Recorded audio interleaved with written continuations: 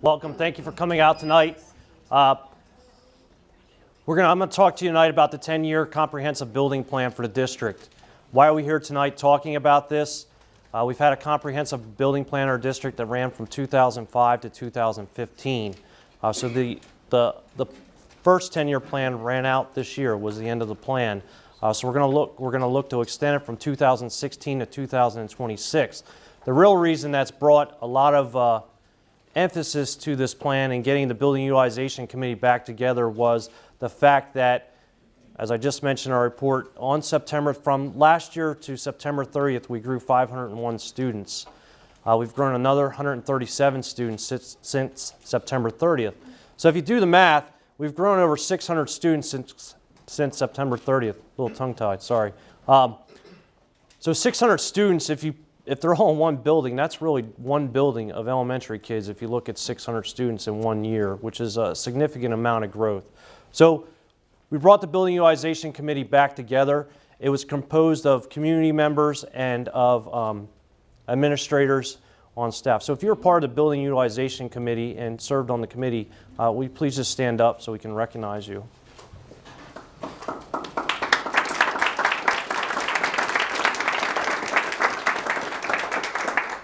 So this committee had some intensive meetings. We met 7 times from the start of school until December to compose this plan.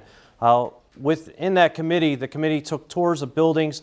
We looked at our building numbers to make sure our buildings were being utilized to their capacity. We took building tours to see the conditions of some of our buildings and what state they were in. With the next 10 years, what you see in this plan are buildings that had some renovations done to them or were new buildings during the original 10-year plan. And this is a list of construction in our district since 1997. We've had quite extensive, I shouldn't say just construction, this is a list of new schools that were being built and additions that we've done to existing buildings during that time. We've done renovations to a lot of our buildings, but in all this work that you're looking at here, we have a history in our district of delivering the work on time and on budget. So we feel we have a great track record. One of the things in the initial 10-year plan, it was spot on with projections until we hit the recession in 2008. And in actuality, when I show you later a phase in this 10-year plan, it was just pushed out. It was in the initial 10-year plan, but with the recession and our growth slowing, we didn't need to do that, and as a district, we were wise and didn't go out for that. So I'm going to show you population in the MOT area, Appo School District. If you look in 1995, we're at 20,000 in population. It doubled by 2005. In 10 years, we went up to 41,000. And then in 2015, we're at 66,000. 2025, you're almost going to be at 90,000, and then in 2035, we're at 107,000. We used WILMAPCO maps. They did these projections. They did the initial projections. These projections were also in the news journal, probably about 2 or 3 months ago, if you looked at those. So what this is going to show you is population density. If you look here, it's going to show you population density. The lighter the color, the less density in our area. And as it gets darker to the darkest point, the higher the density in our area. This is a shot in 1996 when we had 3,800 students in our district. And it's kind of neat to see we had 5 schools in our district at that point. One of them on here, Meredith Middle School, was actually Middletown High School at that point. And one of the neat things about the committee, we actually had people on the committee that went to Middletown High School from 1st through 12th grade. That was the school in the district at that point. So it was kind of neat to have that perspective on the committee. So we didn't name anybody, but so that was 1996. 2006, we almost double, and we're at 7,500 students. And as you can see, we add more schools to that, and the density you start to see the density pick up more towards the center of town. 2016. Which is next year, so this is a pretty accurate projection on where we think we'll be. We're almost 11,000 students. Currently, we're the 4th largest district in the state. At that point, we're approaching the 3rd largest district in the state as far as total student population. But as you can see, how the density is changing here. We're getting really high dense population here in the center of town, It's starting to pick up here in the south of the district, and in the northern part of the district, you have that heavy density. And then in 2026, you see real pockets of density. You start to see in the Cedar Lane area some high density areas. Down here in Townsend, there's a real dense area.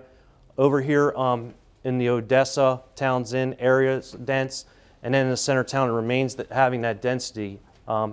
At that point, if all the district's projections stay, we'll still remain the third largest district in the state, but we have no way of determining what's going to happen with the other districts. So what this chart's going to show you, the blue line is enrollment and the green is capacity. And what that means, when we talk about capacity, we're talking about instructional capacity. One of the things that we believe in our school district is a well-rounded student. So within that capacity, you have band rooms, you have rooms where languages are taught, you have art, and so forth in those things. So we're looking at actual instructional capacity. So when you look at the chart, you can see where we over-exceeded our capacity. And on this chart, there's marks on 2026 where you'll see we'll be 146 kindergartners over capacity. In 2026 in elementary, we'll be over 1,000 students over capacity. And middle school will be 700 students over capacity. And then in high school will be 1,234 students over capacity at that point. That's if we do not add any more buildings. Now, you know, some people will say, well, you know, 1,000 students over capacity is not that bad. But if you lived in our district when Middletown High was a high school of almost 2,500 students, you wouldn't think that that's the case. We can't let our schools get to that point, because what you see is the problems that we encountered is, one thing, we had 12 classrooms outside of the high school at that point, some very creative scheduling happening at that school, some visits from the fire marshal and so forth during those times. So it's things that we want to avoid as a district, and that's why we've done a 10-year plan and are coming off a 10-year plan for us to be able to plan this. So this chart's just going to do a better job of what I think showing you when we're going to go over capacity. So at the kindergarten level, we go over capacity in the year 2020, and it just goes out from there. At the elementary level, you look at 2017, we'll go over capacity. And something I didn't mention, when we talk about capacity, when you talk about capacity at middle schools, you're looking at all three middle schools. So some of the teachers or administrators out in the crowd could be saying, well, my school's at or over capacity at this point, but we're looking at overall district. For example, at the middle school level, which is the next chart I'll show you, showing it's going over capacity in 2017, some people say, well, why don't you just change the feeder pattern and move some of those kids as far as that goes. But all of our middle schools are within 100 students of each other at this point. Two of them, we're going to talk about later, are going to have capacity issues as we go into next year. But if you move just a pocket of students, say, well, I'm going to move 30 students, that's a 1 year. You don't know what's going to happen the next year. You could have a spike in another neighborhood or so forth. So we're pretty accurate on our feeder patterns and with our projections at this point. And at the high school, we're going to go over capacity next year at our high schools. So what are we going to propose to you? We're going to propose to you three phases, three different referendums here. The first referendum, we're going to talk about a new high school, a new middle school, a new elementary school. We're going to talk about renovations, additions to Silver Lake Elementary School, renovations to Middletown High School and to Reading Middle School, renovations to Meredith Middle School. We're looking at a safety and security package across the district. We feel student safety and security is at high importance at this point, has always been, but we want to look to bring that to parity across the district. So some buildings are going to need, the newer buildings are going to need less work than some of our older buildings. And then completion of technology upgrade district-wide, which encompasses a lot of things. We have smart boards in many of our classrooms. It would bring smart boards to every one of our classrooms and bring parity across the district, some infrastructure wiring and things like that. And then in 2019, we would look at a new elementary school, a new early childhood center, some additional renovations and roof replacements and athletic improvements that would be needed at that time. The committee really worked hard. Some of this stuff that you're seeing right here, we had to push out of this first referendum and move forward and thought that we could make it for 3 more years without those things. And then in 2022, and there's an asterisk next to this, I talked about in our initial 10-year plan, very accurate until the recession hit.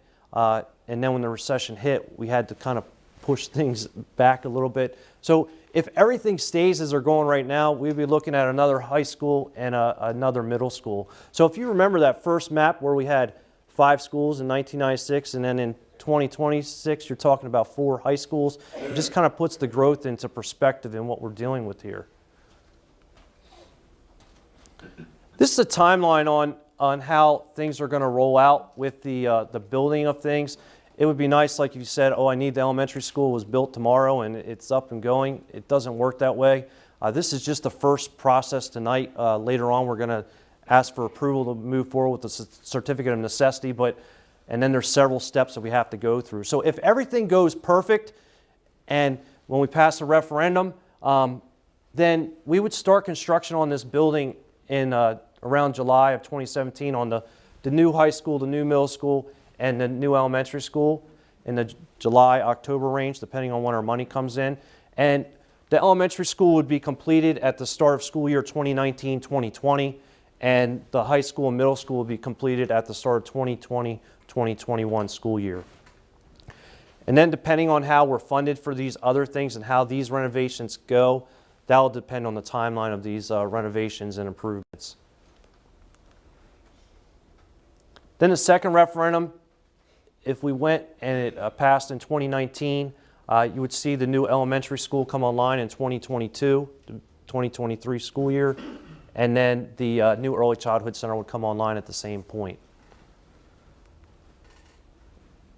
And then referendum 3, as long as growth continues to go as expected, you would see the new middle school, new high school come online in the 2025-2026 school year.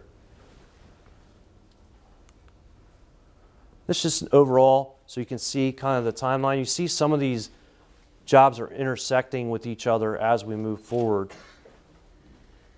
So where are we going to put these new sites or new locations? We've been very fortunate as a district, even from the former board and Building Utilization Committee, to be able to bank some land in some areas and to have sites that have been given to us. So the first possible site for an elementary school is here at Whitehall. They've actually given us this land in the Whitehall development. If you've been out there on through the 2 traffic circles, they've actually started to construct some model homes out here, and there's a little park area here. The school site kind of sits off here. It's between 13 and 14 acres. We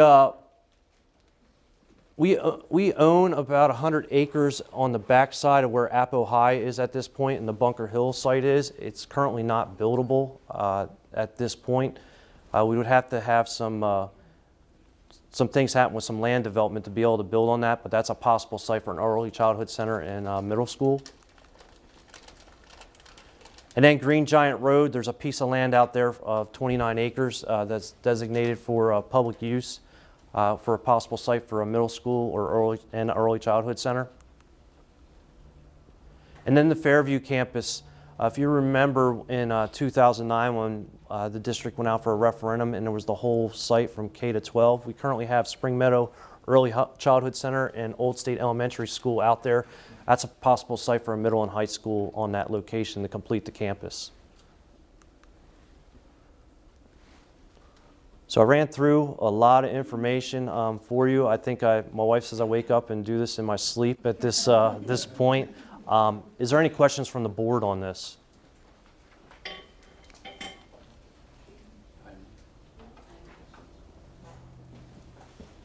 Hearing none. All right, thank you. Thank you. Thank you.